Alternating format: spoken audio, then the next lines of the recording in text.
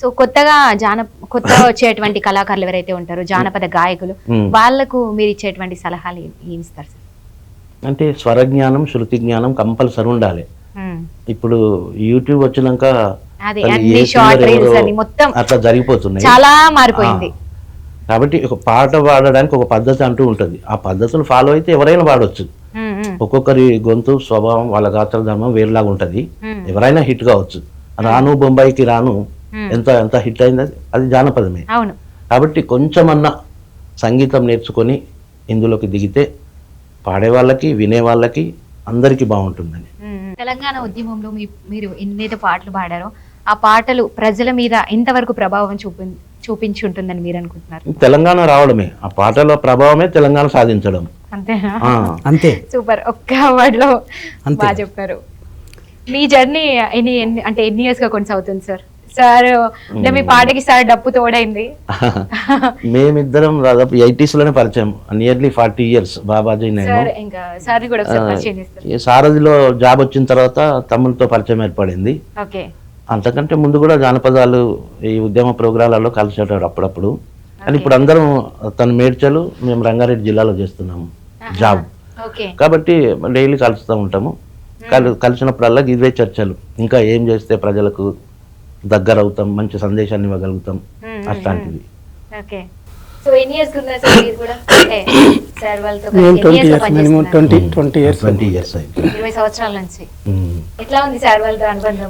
అంటే అన్న పేరు బాగా తెలుసు నాకు. అంటే మొదటి నుంచి ఇద్దరు లెఫ్ట్ బ్యాక్గ్రౌండ్ నుంచి ఉన్నాం కాబట్టి తెలుసు మాకు.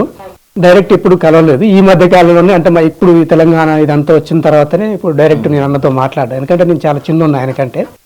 కాకపోతే నేను అక్కడ ఖమ్మంలో ఉద్యమంలో చేసేవాడిని. తర్వాత హైదరాబాద్ వచ్చాను 2000 సంవత్సరంలో అనుకుంటా. హైదరాబాద్ వచ్చినప్పుడు నేను అక్కడ తర్వాత అన్న వాళ్ళతో కూడా అరుణోదయ నాగన్న గారి ప్రోగ్రాంలలో కానీ, యశ్పాల్ గారితో కానీ నాకు అప్పుడే పరిచయము. అట్లా డప్పు ప్లేయర్ గా మంచి గాయకుడు కూడా నగేష్. పాడతారా మీరు కూడా? మీరే పాడుతూ మీరే ఒకసారి డప్పు చప్పుడు చేస్తే ఎట్లుంటా చూద్దాం. వీరుల్లారా వీరావనితల్లారా అమ్మా రుణము కైరణములొరిగినారా,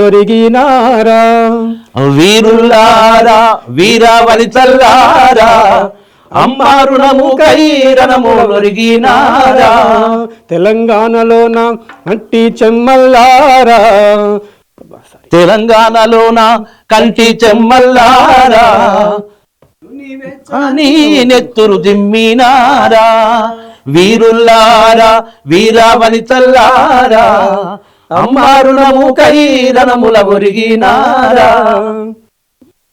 చాలా సందర్భాలు. ఇప్పుడు సకల జనుల సమ్మె ఎప్పుడైతే అందరికీ భావోద్వేగమే. ప్రతి ఊర్లో, ప్రతి పల్లెలో, ప్రతి వాడలో అందరూ ఉద్యమం చేసిండ్రు. అప్పుడు గాయకులు, రచయితలు కాదు, ప్రజలందరూ అందరి ఉద్యమం కలిసి పోరాడారు. అప్పుడైతే చాలా ఉద్వేగానికి గురైనాం. అసలు ఇట్లాంటిది చూస్తామా అని అనుకున్నాం. అని అది జరిగింది కాబట్టి తెలంగాణ వచ్చింది. మరి ఓకే ఇప్పుడు ఇప్పుడున్నటువంటి నాయకులు ఎవరినైనా పర్సనల్ గా కలవడము, వీటి గురించి ఇంకా ముందుకు విస్తృతంగా తీసుకెళ్లాలన్నటువంటి ఆలోచన చేస్తున్నామని చెప్పారు కదా. లీడర్స్ ఎవరినైనా కలవడం జరిగిందా? లీడర్స్ వేదిక ఉండి ఇప్పుడు ముఖ్యమంత్రి గారు బహిరంగ సభలో ఉన్నప్పుడు కళాకారులుగా మా వంతు బాధ్యతగా ప్రజలకి ఏం కావాలి, మనం ఎట్లయితే అందరం ఆరోగ్యంగా ఉంటాం, ఎట్లా ముందుకు పోతాం అనేది ఈ పాట ద్వారా చెప్పడమే. నాయకులను కలిస్తే నాయకుల స్పీచ్ తోటి ఆగిపోతుంది. కానీ ఎప్పుడే 10,000 మంది 50,000 మంది ఉన్న దగ్గర మా గలం ద్వారా సందేశాలను అందించడానికే ప్రయత్నం చేస్తాం.